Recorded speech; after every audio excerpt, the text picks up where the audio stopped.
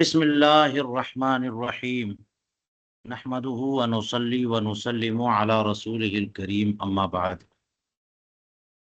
بہار شریعت حصہ دوم میں وضو کے مسائل چل رہے ہیں اور وضو کے مسائل مکمل ہو گئے، یعنی کن کن چیزوں سے وضو ٹوٹتا ہے اس کا بیان مکمل ہوا، اور اس کے آخر میں مصنف علیہ الرحمٰن نے متفرق مسائل کا ایک ٹائٹل لگایا، اور اس میں کچھ ایسے مسائل ذکر کیے جو شبہے والے ہیں، یعنی بعض وجوہ سے لگتا ہے کہ ان سے وضو ٹوٹ جائے گا اور بعض وجوہ سے لگتا ہے کہ وضو نہیں ٹوٹے گا، اس لیے اوپر کے مسائل سے ان کو الگ کیا اور ان کو متفرق مسائل کے ضمن میں رکھا۔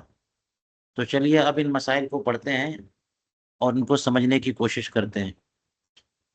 حضور صدر الشریعہ علیہ الرحمہ متفرق مسائل میں یہ فرماتے ہیں کہ جو رطوبت بدن انسان سے نکلے اور وضو نہ توڑے وہ نجس نہیں۔ مثلا خون کی بہ کر نکلے، خون کی بہ کر نہ نکلے، یا تھوڑی قے کی منہ بھر نہ ہو، پاک ہے۔ تو اس کا مطلب یہ ہوا کہ جو چیز جو ہے ناقض وضو نہیں ہے وہ نجس بھی نہیں ہے، اور جو چیز نجس ہے وہ ناقض وضو ہے۔ تو جس چیز سے وضو نہ ٹوٹے وہ نجس نہیں ہے، اسی لیے کہا کہ جو رطوبت انسان کے بدن سے نکلے اور وضو نہ توڑے۔ مثال کے طور پر خون نکل جائے گا تو وہ نجس ہے، وضو ٹوٹے گا۔ پیپ ہے، مواد ہے، اس طرح کی چیزیں نکل جائیں گی تو وضو ٹوٹتا ہے، نجس ہے۔ لیکن بلغم ہے، کھکار ہے، ریٹ ہے، لعاب ہے، تھوک ہے، اس قسم کی چیزیں اگر بدن انسانی سے نکلتی ہیں اور وضو نہیں ٹوٹتا تو یہ نجس نہیں ہے۔ یہ اصولی طور پر بیان فرمایا کہ جو رطوبت بدن انسان سے نکلے وہ وضو نہ توڑے وہ نجس نہیں۔ مثال کے طور پہ خون جو بہ کر نہ نکلے، یعنی خون وہ ناپاک ہے جو بہتا ہوا خون ہو۔ قرآن پاک میں بھی جو ہے دمن مسفوحہ فرمایا، دم سائل، بہتا ہوا خون۔ اور میں نے وجہ بتائی تھی کہ بہتا ہوا خون جو ہے نا رگ کا خون مانا جاتا ہے، خون جو ہوتا ہے وہ رگ والا ہی خون مانا جاتا ہے، اور جب نہیں بہہ رہا ہے اس کا مطلب رگ سے نہیں نکل رہا بلکہ گوشت سے، ریشے سے وہ اوپر آ گیا ہے، رگ سے نکلتا تو بہتا نہ رکتا۔ تو اس لیے بہتا خون ناپاک ہے، اور نہیں بہا ہے تو وہ خون نہیں ہے بلکہ وہ گوشت کی شکل لینے والا ہے، ابھی کچھ رطوبت اس میں باقی ہے، تو اس لیے اس کو ناپاک نہیں کہا جا سکتا۔ اسی طرح سے فرمایا تھوڑی قے کی منہ بھر نہ ہو، کیونکہ فرما دیا کہ منہ بھر قے جو ہے نا وہ ناقض وضو ہے، اور وہی معدے سے اوپر آئی قے معلوم ہوتی ہے کہ جب معدے سے نکلے گی تو بندہ کنٹرول نہیں رکھ پائے گا، وہ منہ بھر قے مانی جائے گی۔ تو تھوڑی قے جو منہ بھر نہیں ہے اس سے وضو نہیں ٹوٹا، وہ پاک ہے۔ پھر اس کا مطلب یہ ہوا کہ وہ جوف بدن میں کوئی لکوڈ ہے، کوئی رطوبت ہے، یا سینے پر کوئی چیز ابھی اندر معدے تک گئی نہیں ہے وہیں سے واپس آ گئی، یا لعاب ہے، تھوک ہے، یہ سب چیزیں ناپاک نہیں ہیں، اس سے وضو نہیں ٹوٹتا۔ آگے فرماتے ہیں مسئلہ نمبر 1، خارش یعنی متفرق ٹائٹل میں چند مسائل ہیں۔ ایک پہلا مسئلہ ہے خارش یا پھڑیوں میں جب کہ بہنے والی رطوبت نہ ہو بلکہ صرف چپک ہو، کپڑا اس سے بار بار چھو کر اگرچہ کتنا ہی سن جائے پاک ہے۔ تو دیکھ رہے ہیں یہ رطوبت پاک ہے۔ بات یہ ہے کہ یہ جو اصول بتایا نا کہ جس رطوبت سے وضو نہ ٹوٹے وہ پاک ہے، یہ رطوبت ہے، خارش میں کھجلی ہے اور پھڑیا پھنسی ہے، اس میں کچھ رطوبت ہے لیکن بہتی بھی رطوبت نہیں ہے۔ رطوبت تو وہ ناپاک ہے نا جو بہتی بھی ہے اور وہ ناقض وضو ہے، اور جب یہ رطوبت ہے اور بہنے والی نہیں ہے تو پھر اس سے وضو تو نہیں ٹوٹتا، تو پھر ناپاک بھی نہیں ہے، پاک ہے۔ اس میں کہہ رہے ہیں رطوبت نہ ہو، بہنے والی رطوبت نہ ہو بلکہ صرف چپک ہو، یعنی تو رطوبت تو ہے لیکن بہنے والی نہیں ہے۔ اب ایک طرح سے یہ ہے کہ آپ انگلی لے کے جائیں گے یا کپڑا لگائیں گے تو چپک کے ہو سکتا کچھ حصہ اس رطوبت کا آپ کے کپڑے میں یا انگلی میں آ جائے، تو اب بار بار اس طرح سے کپڑا ٹچ کریں گے تو ہو سکتا ہے کہ کپڑے میں وہ آتی جائے وہ چیز اور وہ رطوبت لگتی جائے، کپڑا سن گیا، تب بھی پاک ہے۔ وجہ صرف یہ ہے کہ بہنے والی رطوبت نہیں ہے وہ۔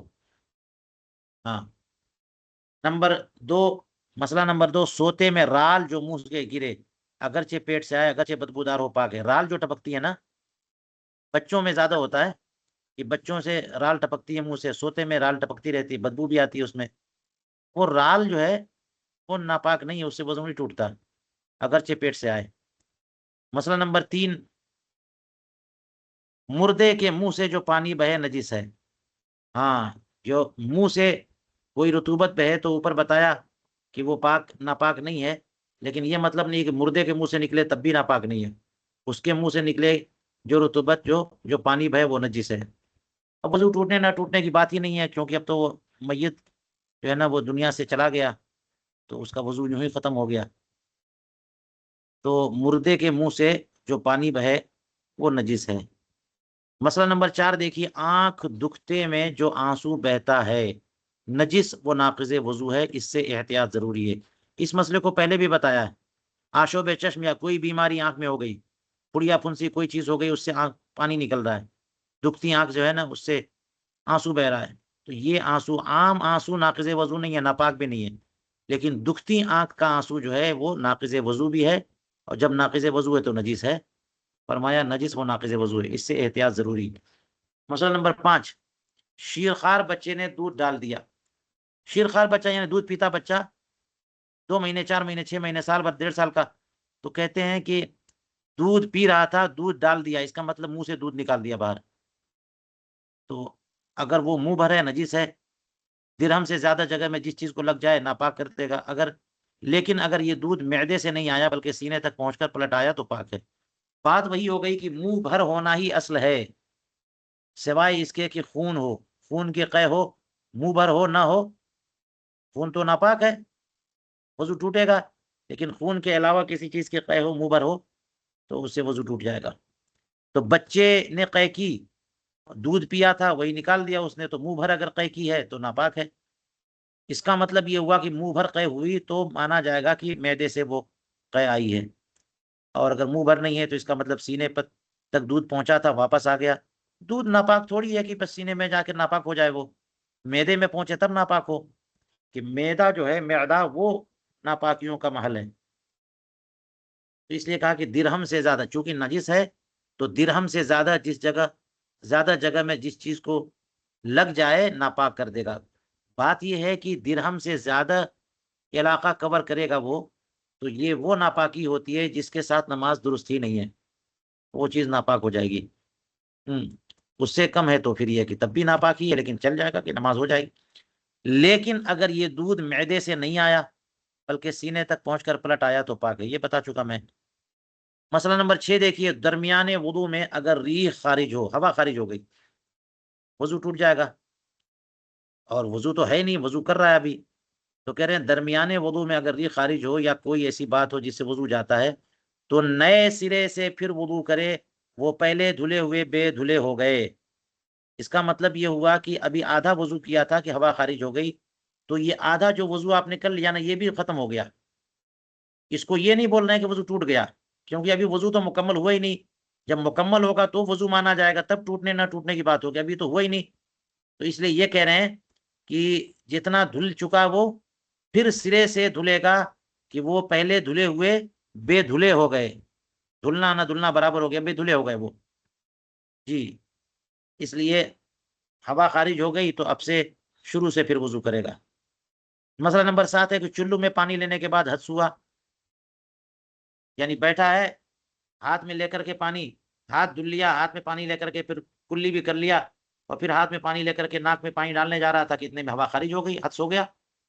تو یہ جو پانی لیے ہوئے ہے یہ پانی بھی اب کام کا نہیں ہے، کہہ رہے ہیں وہ پانی بیکار ہو گیا، کیونکہ پانی ہاتھ میں رہتے ہوئے آپ کو حدث ہو گیا تو آپ مودس ہو گئے، تو یہ پانی تو ہاتھ میں آ چکا، یہ مستعمل ہو گیا، ختم ہو گیا، اب اس سے وضو نہیں ہو سکتا، لہٰذا یہ پانی پھینکیے، نیا پانی لیجیے اور پھر سے شروع کریے۔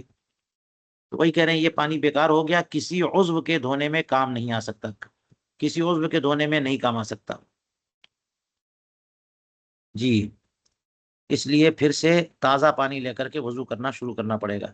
مسئلہ نمبر 8، منہ سے اتنا خون نکلا کہ تھوک سرخ ہو گیا۔ یہ تو غلبے کا مسئلہ بتایا تھے کہ خون نکلے گا تھوک پر غالب تب ہے جب ہے تب ہے جبکہ جو ہے نا تھوک سرخ ہو جائے، لال ہو جائے. تو منہ سے اتنا خون نکلا کہ تھوک سرخ ہو گیا. اگر لوٹے یا کٹورے کو منہ سے لگا کر کلی کو پانی لیا تو لوٹا، کٹورا اور کل پانی نجس ہو جائے گا، سب نجس ہو گیا. یعنی تھوک جب سرخ ہو گیا تھا تو اب اسی منہ میں اس نے لوٹا لگا لیا، کٹورا لگا لیا، تو جیسے ہی پانی منہ سے کھینچے گا تو پانی جو منہ میں جا رہا ہے، پانی جو کٹورے میں یا لوٹے میں، دونوں پانی متصل ہوئے، تو اس اتصال کی وجہ سے وہ ناپاکی وہاں تک گئی، تو اس لیے سارا کا سارا پانی نجس ہو جائے گا. اگر وہ کس طرح کچھ ہوتا کہ منہ اوپر کر کے، جیسے باٹل سے لوگ پانی پیتے ہیں، ہاں، گٹر گٹر کر کے گراتے ہیں، اس طرح منہ میں گرایا تو باٹل والا پانی الگ ہے، یہ پانی الگ ہے، تو باٹل والا پانی نجس نہیں ہوگا. لیکن منہ سے لگا کر کے اس نے لیا ہے، یہ دیکھیے کیا لکھ رہے ہیں، منہ سے لگا کر کلی کو پانی لیا تو لوٹا، کٹورا اور کل پانی، لوٹا بھی نجس، کٹورا بھی نجس اور کل پانی نجس ہو جائے گا، کیونکہ یہ تو خون ناپاک ہے نا. چلو سے پانی لے کر کلی کرے اور پھر ہاتھ دھو کر کلی کے لیے پانی لے. طریقہ یہ ہوگا کہ اب سب ناپاک ہو گیا، اب چلو سے پانی لے، کٹورے سے یا لوٹے سے پانی نہ لے کر کے کلی کرے اور پھر ہاتھ دھو کر کے، کیونکہ اب کلی کے لیے چلو سے جیسے پانی منہ سے کھینچے گا تو پھر ہاتھ پہ اثر آئے گا اس کا، تو اس لیے پھر ہاتھ دھلے گا، پھر کلی کے لیے پانی لے گا. مسئلہ نمبر 9، اگر درمیانے وضو میں کسی عضو کے دھونے میں شک واقع ہوا اور یہ زندگی کا پہلا واقعہ ہے تو اس کو دھو لے.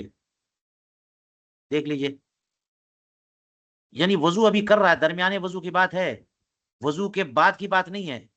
درمیانے وضو میں کسی عضو کے دھونے میں شک واقع ہوا کہ پتہ نہیں دھلا کہ نہیں دھلا، صحیح دھلا کہ غلط دھلا، ٹھیک سے دھلا کہ نہیں دھلا یا دھلا ہی نہیں، اور یہ زندگی کا پہلا واقعہ ہے تو اس کو دھل لے، کسی کو کہا. اور اگر اکثر شک پڑا کرتا ہے تو پھر یہ وسوسہ ہو گیا. اکثر شک پڑا کرتا ہے تو یہ وسوسہ ہو گیا، وسوسہ شیطان کی طرف سے ہوتا ہے. تو فرماتے ہیں اس کی طرف التفات نہ کرے، کوئی التفات یعنی توجہ چھوڑ دے. شک ہو رہا ہے کہ پتہ نہیں فلاں چیز دھلا ہے جو نہیں دھلا، اور روزانہ شک ہوتا رہتا ہے، اس کا مطلب شیطان آپ کو پریشان کر رہا ہے، وہ چاہ رہا ہے کہ آپ کو اسی میں الجھائے رکھے اور آپ جو ہے نماز میں دیر کر دو، پہلی رکعت چھوٹ جائے وغیرہ وغیرہ اس طرح سے. تو وسوسے کی طرف التفات نہیں کرنا ہے، وسوسے کو نظر انداز کرنا ہے، آگے بڑھنا ہے. یہ تب ہے جبکہ درمیانے وضو میں شک واقع ہوا. یوں ہی اگر بعد وضو کے شک ہو تو اس کا کچھ خیال نہ کرے. وضو سے فارغ ہو چکا ہے، اب شک ہو رہا ہے تو شک کی تو کیا گنجائش ہے، اب وضو سے کر چکا وہ، تو اب وضو سے فارغ ہو گیا اور شک ہو رہا ہے تو اس کا کچھ خیال نہیں کرنا ہے. وضو کرتے ہوئے شک ہوتا ہے تو پھر جو ہے نا آدمی کو خیال کرنا ہے. کبھی کبھی ایسا ہوا تو وہ دوبارہ دھلے گا، بار بار ہوتا ہے تو وسوسہ سمجھ کے اس کو نظر انداز کرے گا. مسئلہ نمبر 10 دیکھیے، شک والی بات آ گئی ہے اور یقین والی بات. تو اس میں دیکھیے اصولی انداز میں ایک مسئلہ بتا رہے ہیں. جو باوضو تھا اب اسے شک ہے کہ وضو ہے یا ٹوٹ گیا تو وضو کرنے کی اسے ضرورت نہیں. یہ دیکھ لیجیے، یعنی بندہ باوضو تھا، یعنی یاد ہے اسے کہ اس نے وضو تو جو نا ظہر میں کیا تھا، اور اب عصر کا وقت آ گیا، اب اسے شک ہے کہ وضو رہا یا ٹوٹ گیا، اور وضو کرنے کا یقین ہے اسے پہلے، اور اب شک ہو گیا کہ ہے جو ٹوٹ گیا. تو اس شک کا کوئی اعتبار نہیں ہے، وہ یقین ہی حاوی ہوگا. اسی لیے کہا کہ تو وضو کرنے کی اسے ضرورت نہیں ہے. ہاں بہتر ہے کر لینا، ہاں کر لینا بہتر ہے، اسے فرمایا. جبکہ یہ شبہ بطور وسوسہ نہ ہوا کرتا ہو. یہ جو شبہ ہوا ہے وسوسے کے طور، اور وسوسہ کے طور پہ ہوا تو آپ پہلے پڑھ چکے کہ اس کو نظر انداز کرنا ہے، اور اگر وسوسہ ہے تو اسے ہرگز نہ مانے. اس صورت میں احتیاط سمجھ کر وضو کرنا احتیاط نہیں بلکہ شیطان لعین کی اطاعت ہے. وہ وسوسہ ڈال رہا ہے، اس کو اگنور کرنا ہوگا، چھوڑنا ہوگا، آگے بڑھنا ہوگا. تو یہ مسئلہ ہو گیا کہ بندہ باوضو تھا، یہ یقین ہے، اب شک ہے تو اس شک کا اعتبار نہیں ہے، وضو کی ضرورت نہیں. مسئلہ نمبر 11 دیکھیے کہ اگر بے وضو تھا اب اسے شک ہے کہ میں نے وضو کیا یا نہیں. یعنی مسئلہ نمبر 10 کے اپوزٹ ہے بالکل. اس میں یہ تھا کہ باوضو ہے، یہ اسے یاد ہے کہ وضو کیا تھا، اور اب شک ہوا کہ وضو ہے یا ٹوٹ گیا. اور یہاں پر ہے کہ یقین ہے کہ وضو نہیں تھا اور اب شک ہو رہا ہے کہ وضو کیا یا نہیں کیا. تو یہاں جو یقین ہے نا وہی چلے گا. تو کہہ رہے ہیں تو وہ بلا وضو ہے، اس کو وضو کرنا ضروری ہے. اوپر کہا تھا وضو کرنے کی ضرورت نہیں، یہاں کرنا وضو کرنا ضروری ہے. کیونکہ وہ بندہ کنفرم ہے کہ بے وضو تھا اور اسے اب شک ہو رہا ہے کہ وضو کیا کہ نہیں کیا، تو وضو نہیں مانا جائے گا۔ مسئلہ نمبر 12، یعنی ان دونوں مسئلوں میں جو ہے یہ بات ہے کہ یقین کا اعتبار ہے، شک کا اعتبار نہیں کرنا ہے۔ پہلی صورت میں یقین تھا کہ وضو ہے تو وضو کی ضرورت نہیں ہے، دوسری شک میں یقین تھا کہ وضو نہیں ہے اور شک ہے کہ وضو کیا نہیں کیا، تو وضو نہیں مانا جائے گا۔ مسئلہ نمبر 12 دیکھیے، یہ معلوم ہے کہ وضو کے لیے بیٹھا تھا اور یہ یاد نہیں کہ وضو کیا یا نہیں، تو اسے وضو کرنا ضرور نہیں یعنی ضروری نہیں ہے وضو کرنا، وہ وضو والا مانا جائے گا۔ ابھی دیکھیے یہاں بھی یقین ہے، یعنی معلوم ہے، معلوم کا مطلب ہوتا ہے کنفرم ہے، اسے پتا ہے کہ وہ وضو کے لیے بیٹھا تھا۔ تو وضو کے لیے وضو خانے پر بیٹھنا، لوٹا لے کے بیٹھنا یا حوض پہ بیٹھنا، یہ یاد ہے، ٹوٹی جہاں پہ وضو خانہ ہوتا ہے وہاں بیٹھا، یہ یاد ہے، اور اس کے بعد یاد نہیں ہے کہ وضو کیا بھی کہ نہیں کیا، تو کیا ہوگا؟ وضو مانا جائے گا کہ نہیں مانا جائے گا؟ کرنا کہ وضو مانا جائے گا، اس کا وضو کرنا ضرور نہیں۔ اس کی وجہ یہ ہو سکتی ہے کہ بندہ جب وضو کے لیے بیٹھا ہے اور یہ معلوم ہے کہ وضو کے لیے بیٹھا تھا، تو وضو جس کام کے لیے بیٹھا تھا اصل یہ ہے نا وہ کام کرے گا، اصل یہ تو نہیں ہے کہ جناب جس کام کے لیے بیٹھا تھا وہ کام ہی نہیں کرے گا۔ تو بندہ جس کام کے لیے بیٹھتا ہے زندگی میں یہی ہوتا ہے کہ اس کام کو وہ کرتا ہے، جب کھانے کے لیے بیٹھتا ہے تو کھاتا ہے، جب سونے کے لیے بیٹھتا ہے تو سوتا ہے۔ یہ عارض کے طور پہ کبھی ایسا ہوتا ہے کہ جس کام کے لیے بیٹھا وہ کام ہی نہ کرے، یہ بھی ہو جاتا ہے، لیکن کبھی ہوتا ہے ایسا جی۔ تو جس کام کے لیے بندہ جاتا ہے بیٹھتا ہے وہ کام کرتا ہے، مانا جاتا ہے وہ کام کیا اس نے۔ تو جب یہ وضو کے لیے بیٹھا ہے تو مانا جائے گا کہ وضو کر لیا، وہ اٹھ بھی گیا اور اب یاد نہیں ہے کہ وہ بیٹھا تھا وضو کے لیے، تو وضو کیا کہ نہیں کیا؟ تو یہ کہہ رہے ہیں یاد نہیں کہ وضو کیا یا نہیں، وضو کرنا ضرور نہیں، با وضو مانا جائے گا۔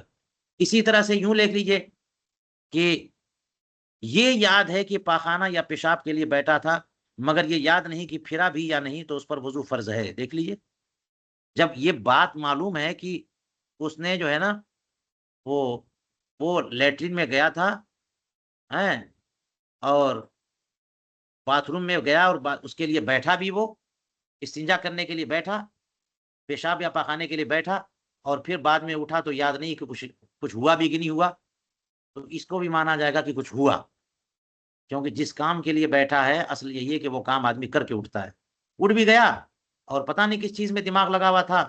آج کل ایسا ہوتا ہے کہ لوگ جو ہے نا فیس بک پہ اور واٹس ایپ پہ رہتے ہیں، اسی میں مکمل انوالو رہتے ہیں کہ فلاں کا جواب آیا کہ نہیں آیا، اور آدمی کر کے اٹھ بھی گیا اور یاد ہی نہیں کہ کیا کہ نہیں کیا، دماغ ادھر ہی لگا ہوا ہے، تو یہ مانا جاتا ہے کہ آدمی نے وہ کام کر لیا، اسی لیے کہہ رہے ہیں کہ اس پر وضو فرض ہے۔ مسئلہ نمبر 14، یہ یاد ہے کہ کوئی عضو دھونے سے رہ گیا مگر معلوم نہیں کہ کون عضو تھا، تو بایاں پاؤں دھل لے، بایاں پاؤں دھو لے۔ دیکھیے یعنی وضو سے ابھی ابھی فارغ ہوا ہے اور وہیں پر ہے کہ اسے جو ہے یاد آ رہا ہے کہ کوئی عضو جو ہے دھونے سے رہ گیا اور یہ معلوم نہیں ہے کون سا عضو، تو یہاں بھی چونکہ یاد ہے تو اس یاد کا اعتبار ہوگا، یہ شک نہیں ہے، تو اس لیے اس کا علاج کیا ہے؟ کہتے ہیں آخری چیز دھو لے، وہی کہہ رہے ہیں بایاں پاؤں دھلے۔ یہ ہم نے جو کتاب لکھی ہے بہار شریعت تنقیدات و اشکالات، اس میں لوگوں نے اعتراض کیا اور پوری تفصیل سے اس کی ہم نے تشریح پیش کر دی، آپ وہاں دیکھ سکتے ہیں۔ بات یہاں پر یہی ہے، ابھی اس سے پہلے آپ نے مسئلہ پڑھا یہاں پر کہ وضو کے بعد شک ہوا تو اس کا کوئی اعتبار نہیں۔ دیکھیے یوں ہی اگر بعد وضو کے شک ہوا تو اس کا کچھ خیال نہ کرے، آپ وضو مانے، لیکن یہاں پر جو ہے یہاں پر دیکھ لیجئے یاد ہے کہ کوئی، تو یہاں پر خیال تو رکھ رہے ہیں، کہہ رہے ہیں بایاں پاؤں دھل لے۔ وجہ یہ ہے کہ وہاں پر شک ہے، یہاں پر یاد ہے، وضو سے فارغ ہونے کے بعد شک ہوا کہ کچھ رہ تو نہیں گیا، تو شک کا کہاں اعتبار ہوتا ہے؟ شک کا اعتبار نہیں ہوتا ہے جی، ڈاؤٹ کا اعتبار نہیں ہوتا، اور یہاں یاد ہے یعنی معلوم ہے کہ کوئی نہ کوئی عضو رہ تو گیا ہے، کوئی نہ کوئی چھوٹ تو گیا ہے، لیکن یہ یاد نہیں ہے کہ کون سا ہے، تو ایسی صورت میں جو آخری والا امر ہوتا ہے اس کو مان لیا جاتا ہے کہ وہ تو وضو سے فارغ ہونے کے بعد ہے، تو آخری والا کام جو ہے نا بایاں پاؤں بایاں پاؤں ہوتا ہے، تو وہ دھلے کام ہو گیا۔ اس پہ فقہائے کرام کے جزیات جو ہیں موجود ہیں۔ آخری مسئلہ دیکھیے متفرق مسائل کا 15 نمبر مسئلہ، میانی میں تری دیکھی، میانی میں تری دیکھی مگر یہ نہیں معلوم کہ پانی ہے یا پیشاب، تری تو نظر آ رہی ہے، پانی ہے یا پیشاب کیا ہے یہ یاد نہیں ہے، یہ معلوم نہیں ہے، تو اگر عمر کا یہ پہلا واقعہ ہے تو وضو کر لے اور اس جگہ کو دھو لے۔ ظاہر ہے کہ پیشاب مانیں گے تو وہ جگہ ناپاک ہے، دھلنا بھی پڑے گا اس کو اور وضو بھی کرنا پڑے گا۔ اور اگر بارہا ایسے شبہے پڑتے ہیں تو اس کی طرف توجہ نہ کرے، شیطانی وسوسہ ہے۔ میانی میں تری دیکھی اور بار بار ایسی تری نظر آتی رہتی ہے تو اس کو جو ہے نا شیطانی وسوسہ قرار دیں گے، بار بار ہو رہی نا وہ چیز، تو شیطانی وسوسہ قرار دے کر کے اسے توجہ ہٹانے پڑے گا۔ عزیز ترمذی شریف میں حدیث پاک ہے کہ رسول کریم علیہ الصلوۃ والسلام نے فرمایا کہ جبریل امین آ کر کے رسول کریم علیہ الصلوۃ والسلام کو فرماتے تھے کہ جو معذر پہ یعنی میانی پر جو ہے نا تری ڈال دو، کہ اس سے وسوسہ دور ہوتا ہے۔ تو حضور کریم علیہ السلام نے یہ کیا اور یہ تعلیم امت کے لیے۔ تو اس کا مطلب یہ ہوا کہ بندہ وضو سے فارغ ہو تو اپنی میانی پر خود جو ہے چند چھینٹیں مار دے، اور اس کا مقصد یہی ہے کہ شیطان جو ہے وسوسہ ڈالنے میں بڑا ماہر اسی میں لگا رہتا ہے، تو میانی کے معاملے میں ڈسٹرب بنائے رکھتا ہے، بندہ ڈسٹرب کرتا رہتا ہے کہ جناب کچھ تری نکل گئی، کچھ ہو گیا، پسینہ بھی ہے تو پریشان کرے گا کہ وہ کچھ نہ کچھ نکلا ہے۔ تو اس کا علاج یہ ہے کہ بندہ جو ہے نا پیشاب کے سے فارغ ہونے وضو سے فارغ ہونے کے بعد چند چھینٹیں جو ہے نا میانی پہ ڈال لے، اس کی تری محسوس کرے گا تو وسوسہ خود ہی ختم ہو جائے گا۔ ورنہ اگر واقعتاً پیشاب نکلے گا تو بندہ کیسا ہے کہ اس کے پتہ ہی نہیں چلے گا کہ پیشاب نکلا۔ بندے کا وہ پیشاب نکلتا ہے تو اس کا احساس ہوتا ہے کہ ہاں پیشاب نکلا ہے۔ اس لیے جو ہے اگر اس طرح سے جو ہے ہو رہا ہے، بارہا شبہ پڑتا ہے، تو یہ شیطانی وسوسہ ہے، اس کی طرف توجہ نہیں کرنی ہے۔ اس کو ختم کرنا ہے تو یہی طریقہ ہے، فرمایا کہ میانی پر جو ہے نا وضو سے فارغ ہونے کے بعد چند چھینٹیں خود ڈال لیا کرے۔ واللہ تعالی اعلم بالصواب۔